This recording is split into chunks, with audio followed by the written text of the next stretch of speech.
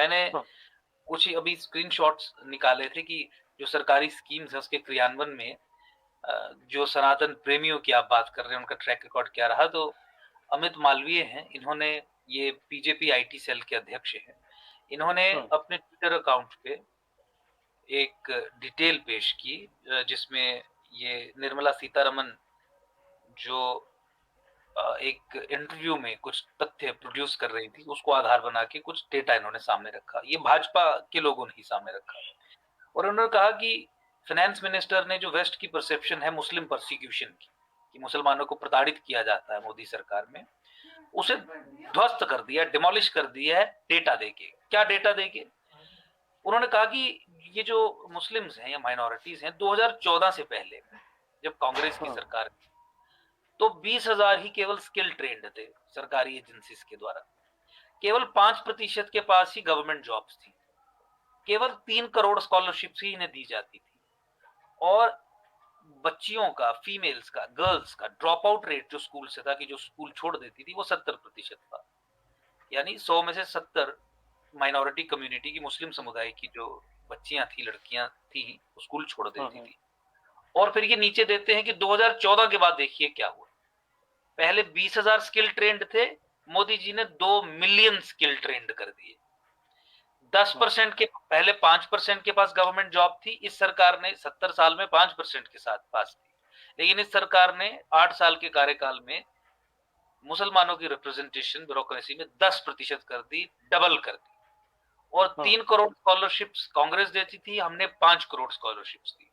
Free UPSC coaching introduce की ताकि IAS और आईपीएस में अधिकाधिक रिप्रेजेंटेशन मुसलमानों की हो। इसके लिए सब्जेक्ट्स ने इंट्रोड्यूस किए, हाँ, कोचिंग, हॉस्टल फैसिलिटी, यूपीएससी की कोचिंग लेने के लिए वो इंट्रोड्यूस की, जो सिर्फ केवल और केवल मुसलमानों को मिलेगी, माइनॉरिटी कम्युनिटी को मिलेगी। और सत्तर हाँ, प्रतिशत घटा के ड्रॉप आउट रेट जो बच्चियों का, वो 30% पे ले आए। इसके साथ बीजेपी कर्नाटका के ऑफिशियल ट्विटर हैंडल से एक डेटा शेयर किया गया। ये डेटा मेरे पास भी है, लेकिन डेटा मैं चूंकि इनके हैंडल्स से शेयर कर रहा हूं, वो मेरे लिए इंपॉर्टेंट है, ताकि जो ये कह रहे हैं मैं वही आपके सामने पेश करूं। उन्होंने जी, कहा, बीजेपी कर्नाटका के ट्विटर हैंडल पे इंफॉर्मेशन आई कि Muslims form 14.2% of India population.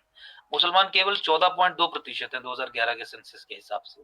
हाँ, since 2014 using the schemes of Narendra Modi they got 14% जनसंख्या।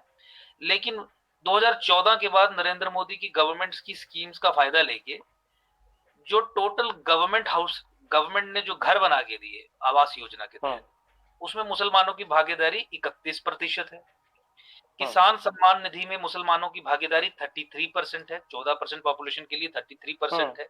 एलपीजी कनेक्शन में मुसलमानों की भागीदारी 37% है। और मुद्रा लोन्स में 36% है। और फिर वो नीचे लिखते हैं कि this gives you an idea how INC India, Indian national Congress, kept हाँ, देम अंडर पॉवर्टी, और हम उन्हें बाहर निकाल रहे हैं। तो मुस्लिम अपीजमेंट जो अब तुष्टिकरण से ग्रेजुएट होके तृप्तिकरण की तरफ आ गई है, ये उसकी एक हाँ, इंस्टेंस है। 2016 में मैं स्वयं सुप्रीम कोर्ट गया और सुप्रीम कोर्ट को कहा कि जम्मू कश्मीर में मुसलमान 70% है और इलीगल तरीके से गैर मुसलमानों के जो हक है, वो माइनॉरिटी राइट्स जो है, वो मुसलमानों को दिए जा रहे हैं, आप इसे खत्म करिए। 12 हाँ, मार्च 2018 को सुप्रीम कोर्ट से स्वयं मैंने फैसला करवा दिया, PIL number 489/2016, titled Ankush Sharma versus union of India and others. और जिसमें मोदी सरकार और जम्मू कश्मीर की सरकार, जो बीजेपी पीडीपी कोalition थी, जमकर इन्होंने मेरा विरोध किया 2 वर्ष। लेकिन अल्टीमेटली सुप्रीम कोर्ट ने ज्वाइंट कमेटी कॉन्स्टिट्यूट करवाई और इनसे एफिडेविट फाइल करवाया और आदेश दे दिया। और तय हो गया कि जम्मू कश्मीर में अब मुसलमानों को माइनॉरिटी स्टेटस, और माइनॉरिटी स्टेटस के चलते अब आज की डेट में 300 के करीब स्कीम्स का बेनिफिट नहीं मिलेगा, नॉन मुस्लिम्स को मिलेगा। आप जान के हैरान हो जाएंगे कि ये सनातन प्रेमियों की जो आप बात कर रहे हैं, हाँ, 12 मार्च 2018 को ये जजमेंट आई सुप्रीम कोर्ट की, 2 वर्ष केस लड़ने के बाद। और आज अप्रैल 2023 है। तब से अब तक अभी भी हिंदुओं के लिए, गैर मुसलमानों के लिए आने वाली सब स्कीम्स और स्टेटसेस का फायदा मोदी सरकार जम्मू कश्मीर में मुसलमानों को दे रही है, मेजोरिटी कम्युनिटी को हाँ, दे रही है। माइनॉरिटी राइट्स तो एक गारंटी है, एक प्रोटेक्शन है against the tyranny of the majority in a democratic system, क्योंकि जो मेजोरिटी है उसी की सरकार भी बनेगी और उसी का पॉलिटिकल कंट्रोल भी होगा। तो कुछ हक दिए गए हैं माइनॉरिटी कम्युनिटीज को, ताकि वो मेजॉरिटी की टिरनी के अगेंस्ट एक सेफ्टी नेट्स का कार्य करे।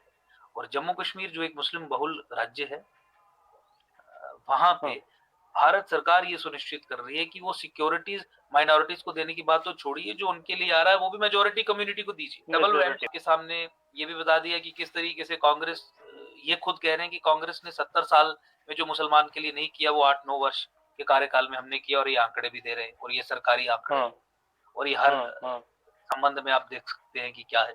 हाँ, आपने ये देखा कि किस तरीके से हिंदू जो पाकिस्तान में परसिक्यूशन फेस कर रहे हैं, बांग्लादेश में परसिक्यूशन फेस कर रहे हैं, अफगानिस्तान में परसिक्यूशन फेस कर रहे हैं, उनके लिए एनआरसी और सीएए का प्रपोजल आया था, लेकिन शाहीन बाग मुसलमानों के विरोध के चलते इन्होंने सीएए कानून बनने के बाद जो रूल्स बनाने थे ताकि क्रियान्वित किया जा सके, इम्प्लीमेंट किया जा सके, हाँ, वो रूल बनाने से मना कर दिया। आज तक सीएए लागू नहीं हो पाया, और रिजल्टेंटली हाँ, वो हिंदू होने के कारण पाकिस्तान से प्रताड़ित होके हिंदुस्तान भारत में आए हैं, उन्हें भारत नागरिकता नहीं दे रहा, जबकि पार्लियामेंट ने इसे पास किया है। लेकिन मुसलमानों को अपीज करने के लिए, ताकि मुसलमान नाराज ना हो जाए, इन्होंने रूल्स बनाने से मना कर दिया, और जिसके कारण तो ये अब ऐसी जो फेयर लिस्ट है, कम से कम 1000 के करीब मैं आपको गिना सकता हूँ। जी, टेम्पल कंट्रोल्स की बात देख लीजिए, सिलेक्टिवली केवल हिंदुओं के मंदिरों पे कब्जा करना, मस्जिद को टेक ओवर नहीं करना, हिंदुओं के मंदिरों पे कब्जा करना, तो ये तमाम चीजें आप देखेंगे तो ये जो हम हिंदू लेजिटिमेसी इन्हें देते हैं, हम पाएंगे कि इसका कोई आधार नहीं। अच्छा, ये तो मैंने कुछ तथ्यों के आधार पे आपसे निवेदन किया कि आप समझिए कि क्या चल रहा है, लेकिन अगर आप इनका संविधान भी देखेंगे, इनके इनके पॉलिसी डॉक्यूमेंट्स भी देखेंगे, तो आपको समझ आएगा कि ये तो हिंदू या हिंदुओं से तो कोई, या सनातन से तो इनका एक्सक्लूसिवली कोई लेना देना ही नहीं। जेपी हाँ, नड्डा ने, भाजपा के प्रेसिडेंट ने ये कहा ना ऑन रिकॉर्ड कि भाजपा का मतलब भगवा नहीं होता, हम्म, ऑन रिकॉर्ड टू से। मोहन भागवत जी ने कहा ना कि इस्लाम के बिना हिंदुत्व अधूरा है। एक हाथ में कुरान, एक हाथ में कंप्यूटर, कंप्यूटर ऐसी या बातें भी हुई थी। जो है वो प्यार का और समरसता का और इंक्लूसिवनेस का संदेश देता है, जबकि वो सबसे बड़ी मशीनरी थी कन्वर्जन की, और कन्वर्जन हम्म, भी एक हम्म, जेनोसाइडल एक्ट है। कन्वर्जन हम्म, के जरिए आप जेनोसाइड ही अनलीश करते हैं, सॉफ्ट तरीके से करते हैं, तो सही हम्म। मान्यता दे रहे हैं। और तो इनका संविधान आगे आप देखेंगे तो आपको पता चलेगा कि इनकी कोर फिलोसफी आइडियोलॉजी ये कहते हैं कि गांधीयन सोशलिज्म है, तो हम्म, गांधीयन समाजवाद, गांधीवादी समाजवाद, कांग्रेस हम्म, का भी यही। और फिर 1998 के मैनिफेस्टो में तो बीजेपी ने जो आरएसएस के साथ कंसल्ट करके क्लियरली ये कह दिया था कि हम हम्म, सनातन को इस्लाम से ऊपर नहीं समझते हैं। हम्म, जैसे सनातन जैनिज्म, सिखिज्म, बुद्धिज्म है, वैसे ही हमारे लिए इस्लाम और क्रिश्चियनिटी भी है। 1998 का मैनिफेस्टो निकाल के देख लीजिए, आपको दिख जाएगा, पहले या दूसरे पेज पे, depending upon the booklet that you get. कुछ में पहले अच्छा, पेज पे मिल जाएगा, कुछ पे आपको सेकंड पेज पे मिल जाएगा कि इस भूमि में टेरिटोरियल जो कॉन्सेप्ट ये हिंदुत्व का लेके आते हैं, कहते हैं कि इसमें जैसे सनातन, जैसे सिखिज्म, जैसे बुद्धिज्म और जैसे जैनिज्म हुआ, वैसे ही इस्लाम और क्रिश्चियनिटी भी हुआ। और इसीलिए 2019 में विज्ञान भवन में मोहन भागवत जी कहते हैं कि इस्लाम के बिना हिंदुत्व अधूरा है, क्योंकि हिंदुत्व की परिकल्पना में ये जैसे सनातन को जिस लेवल पे रखते हैं, वैसे ही इस्लाम को भी रखते हैं, और बहुत बार इन्होंने कहा भी, और अब तो वक्तव्य आप। तो मुझे लगता है कि 2014 के बाद से लेके आज तक 2023 तक की जितने भी पोजीशन जो ये लेते हैं, या सनातन प्रेमी होने का ये जो दावा करते हैं, मुझे लगता है कि उनकी पोल अच्छे तरीके से अभी तक खुल चुकी है, और एक परिस्थिति देश में बन गई है जहां पे आम व्यक्ति भी ये चाहता है कि इस तुष्टीकरण, जो तृप्तिकरण पे ग्रेजुएट हो गया, उसका अंत हो। देखिए 1947 से ही इंडियन स्टेट का ये पॉलिसी स्ट्रक्चर रहा, पॉलिसी पैराडाइम रही कि हिंदुओं का